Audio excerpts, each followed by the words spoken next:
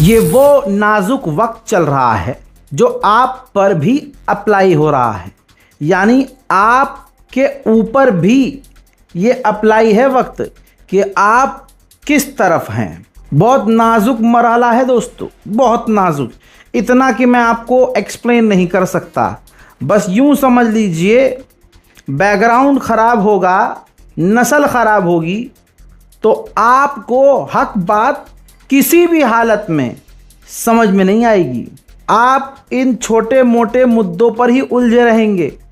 आप अपने गली में ही, अपने मोहल्ले में ही शिया सुन्नी देवबंदी बरेलवी में फंसे रहेंगे और उधर दुश्मन कांड कर जाएगा, और कांड कर रहा है। कोई नई बात थोड़ी कह रहा हूँ। पहले ये जो खबर है, आज पहली बार पहले सबूत रखूँगा। ये देखिए, इससे पहले कि आप लोग नया प्रोपेगेंडा शुरू करें, ये पढ़ लीजिए आराम से।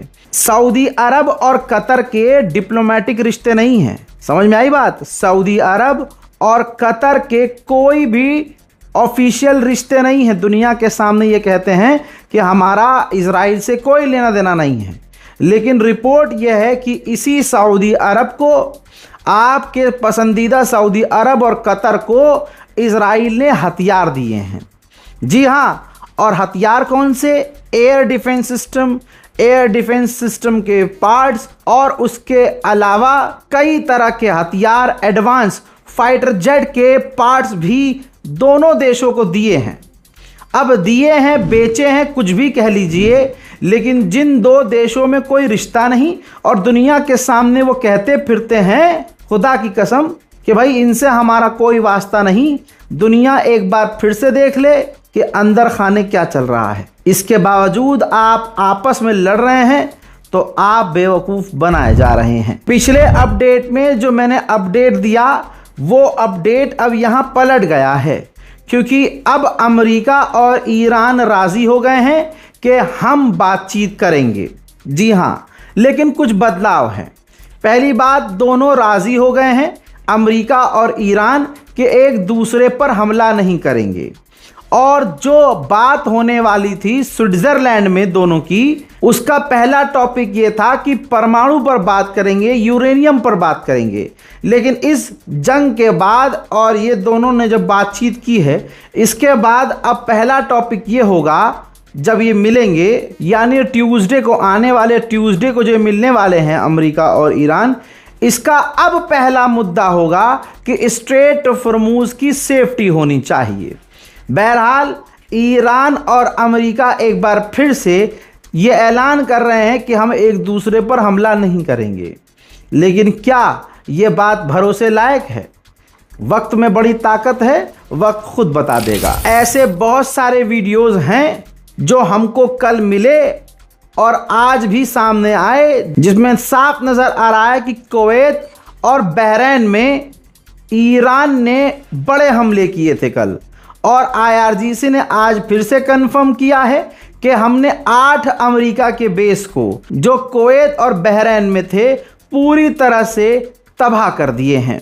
और बात हकीकत है, जो खबरें आ रही हैं, अमेरिका को बड़ा नुकसान पहुंचा है। ईरानियन टॉप मिलिट्री ऑफिशियल ने कंफर्म कर दिया है कि हम डोमेस्टिक, अपने ही मुल्क में एडवांस हथियार भारी मात्रा में बना रहे हैं, और जो हमारे फ्रेंडली देश हैं, यानी हमारे जो दोस्त देश हैं, मित्र देश, उनसे हम इक्विपमेंट यानी हथियार खरीदने की भी तैयारी में हैं। देखिए, बहुत बारीक बात है, समझिएगा, ताकि आप कहीं खड़े होकर बोल सकें। कतर के अंदर अमेरिका का बेस था, बहुत बड़ा बेस, और बहरीन में अमेरिका का सबसे बड़ा मिडिल ईस्ट में नेवल बेस था, जो बहरीन के अंदर था।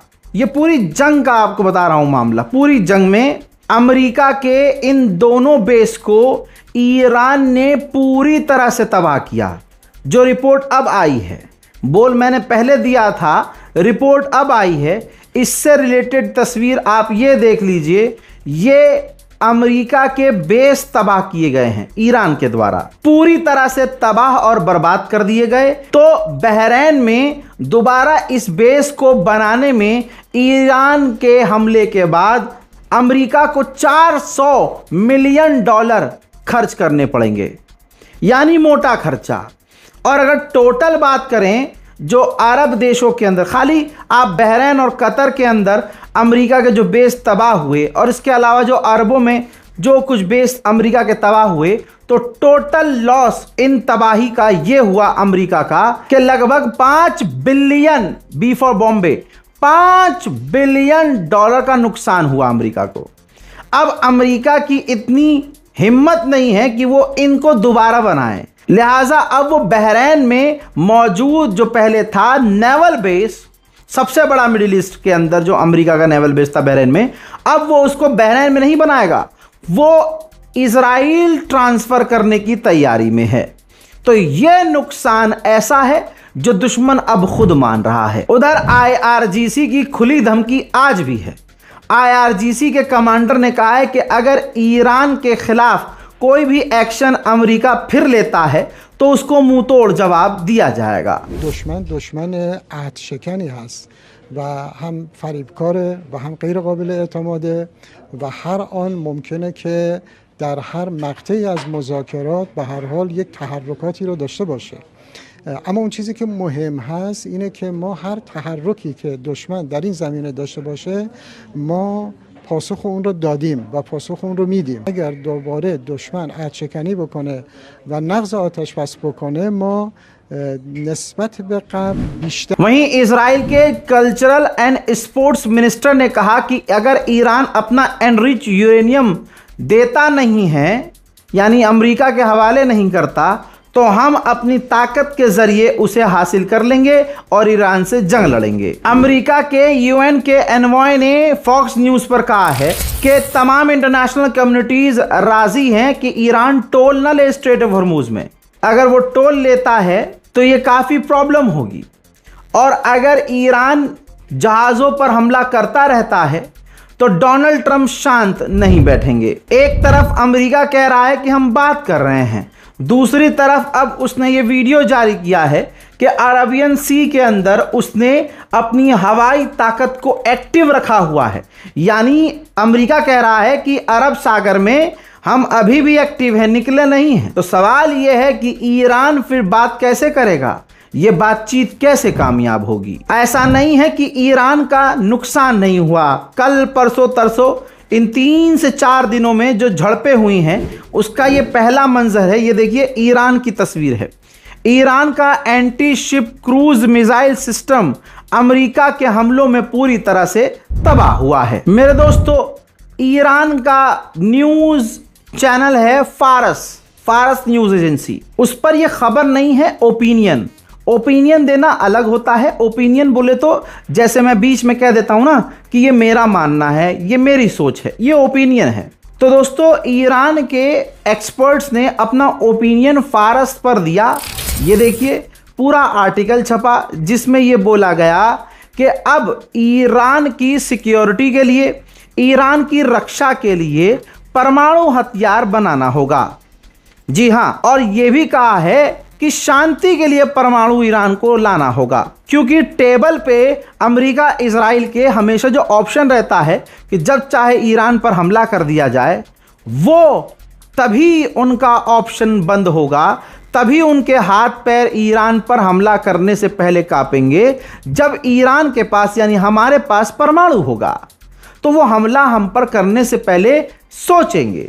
अब जब ये आर्टिकल छपा तो आने वाले कुछ घंटे के बाद आप देखेंगे, और वेस्टर्न मीडिया ऑलरेडी छापना शुरू कर चुका है कि ईरान परमाणु बनाने की तैयारी में है।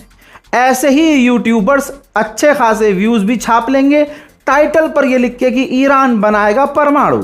लिहाजा वो खबर नहीं है, वो एक ओपिनियन है।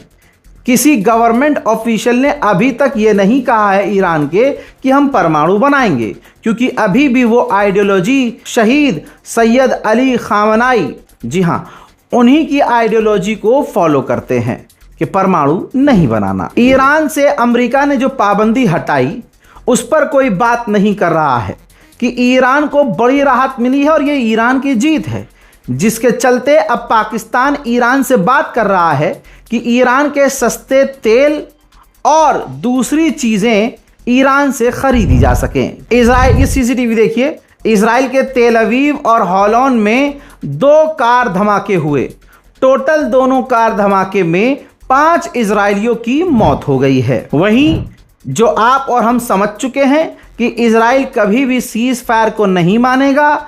ईरान की जो शर्त है कि लेबनान पर इजराइल हमले बंद करे, वो नहीं मानेगा। लाइव एग्जाम्पल है, तमाम इन डील के बावजूद, एग्रीमेंट के बावजूद, सीज फायर को खराब करते हुए इजराइल ने एक बार फिर से लेबनान पर खतरनाक हमले किए हैं। देखिए।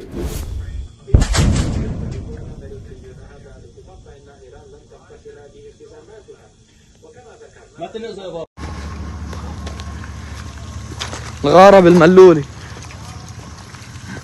يا ريت تضوض لك ما هدي منتبه ها اسمع يا محمد يا صورتك كده ايه هي بس رواق। सन 2026 यह आंकड़ा आपके सामने है। 2 मार्च 2026 से अब तक इजराइल लेबनान में 4,247 लोगों को शहीद कर चुका है, 12,195 लोगों को घायल कर चुका है। हजरात, वहीं जो कल मैंने बताया था कि लेबनान और इजराइल की डील करवाई है अमेरिका ने, उसमें लेबनान के राष्ट्रपति ने मुल्क से गद्दारी करते हुए इजराइल को एक तरह से जमीन सौंप दी है। अब आप खुद सोचिए, जो इजराइल ने अपडेट दिया है, ये अपडेट जिसमें बताया गया है कि डील के अंदर लेबनान के साथ हमने ये एग्रीमेंट लिखित में किया है कि लेबनान की फौज के साथ मिलकर हम लेबनान के और अंदर घुसेंगे और हिजबुल्लाह के ठिकानों को नष्ट करेंगे। तो अब आप बताइए, ये कौन से मुल्क का प्रधानमंत्री होगा और राष्ट्रपति होगा जो दूसरे देश को अलाउ करे कि हमारे मुल्क में अपनी फौज लेके आओ, हमारी जमीन पर कब्जा करो और किसी भी संगठन को खत्म करो? सवाल है, सोचिए। हिजबुल्लाह पूरी ताकत से लेबनान के अंदर इजराइल का सामना कर रहा है। एक और इजराइल का फौजी हिजबुल्लाह के हमले में मारा गया है लेबनान के अंदर। इजराइल और लेबनान की जो डील की गई है, जो डील करवाई है अमेरिका ने चालाकी से, यह डील इतनी खतरनाक है कि पार्लियामेंट के अंदर जो हिजबुल्लाह के मेंबर ऑफ पार्लियामेंट हैं, उन्होंने ये तक कह दिया है कि इस डील की वजह से लेबनान में सिविल वॉर शुरू हो सकता है। उधर लेबनान के सरकारी अधिकारी और ईरान के पार्लियामेंट स्पीकर ने फोन पर बात की है। आप देख लीजिए, कितना भी आप शिया सुन्नी कर लीजिए, लेकिन अगर आप इसी चीज में पड़े रहे तो अपने पैर पर कुल्हाड़ी मारेंगे। आप अरब के कितने बड़े समर्थक हों, लेकिन अरब आज पूरी दुनिया में जलील हो चुके हैं।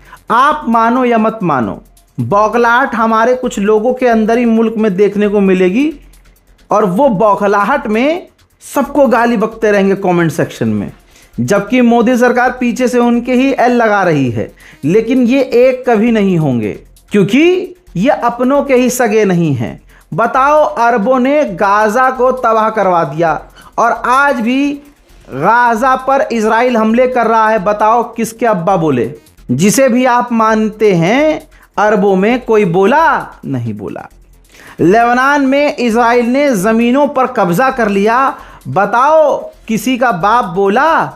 अरे अरब बोला? नहीं बोला। लीजिए तीसरी बात, जो 6 महीने से लगभग जब जोलानी आया है तब से मैं बोल रहा हूं, अब बोल के दिखाओ इस पर। तीसरा एक देश, अरब देश, ये रहा अपडेट। जी हां, सीरिया के अंदर इजराइल ने अपनी टुकड़ियां बढ़ाई हैं और कई जगह चेक पोस्ट्स बढ़ा दिए हैं।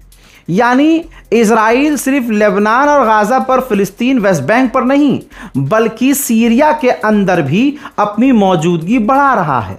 और आप इजरायली प्रोपेगेंडा जो हमारे बीच है, शिया सुन्नी का जहर, यकीन जानिए, अपने बुजुर्गों से पूछिए, अपने उलमा, वो आलिम दीन जो मोहब्बत और दीन का पैगाम देता है, उनसे जब आप पूछेंगे तब वो बताएंगे आपको सच कि ये जो हमारे बीच फसाद बोया जाता है, एक मुसलमान से किसी भी मुद्दे पर लड़े, इसके लिए अच्छा खासा पैसा इजराइल खर्च करता है। और कुछ तथाकथित शक्ल से दिखने वाले मुसलमान, अम्मामे वाले मुसलमान मिंबरों से बैठकर प्रोपेगेंडा चलाते हैं ताकि हम आपस में एक न हो सकें। ये बात बोलने के लिए सीने में कितना जिगर चाहिए यह आप कभी महसूस नहीं कर पाएंगे। जैसा मैंने कहा कि इजराइल गज्जा पर भी हमले कर रहा है।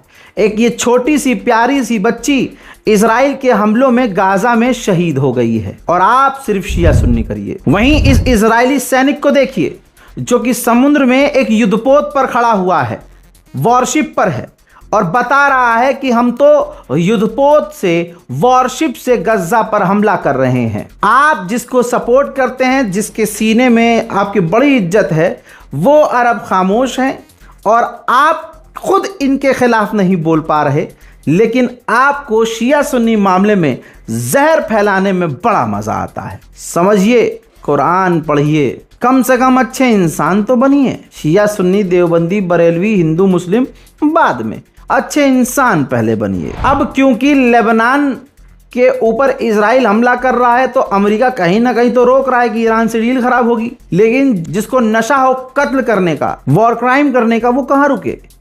हजरात, इजराइल की सरकार ने अमेरिका को अपडेट दिया है कि हमास दोबारा से हथियार बंद हो रहा है, मजबूत हो रहा है गाजा के अंदर। सो हम गाजा पर बड़े हमले करने की तैयारी में हैं। अमेरिका इजराइल को रोक रहा है कि नहीं, गाजा पर हमले मत करना। जो डोनाल्ड ट्रंप ने बोर्ड ऑफ पीस गाजा को लेकर बनाया है, हम उसके अकॉर्डिंग काम कर रहे हैं और उसके अकॉर्डिंग हमास हथियार भी डालेगा। लेकिन आपको पता है इजराइल मानेगा नहीं, उसे हमला करना होगा खासकर गाजा पर, तो वो तो करेगा। उसमें अमेरिका क्या कर लेगा। नेतन्याहू ने कहा है कि मैं अपने पापा से शिकायत करूंगा।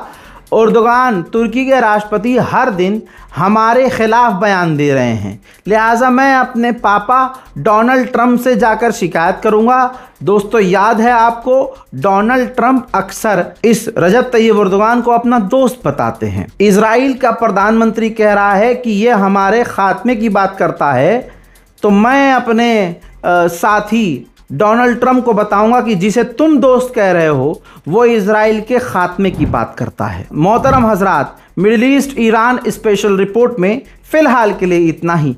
अपनी राय कमेंट सेक्शन में ज़रूर लिखिएगा, इस वीडियो को शेयर कीजिएगा और दुआओं में याद रखिएगा। वस्सलाम।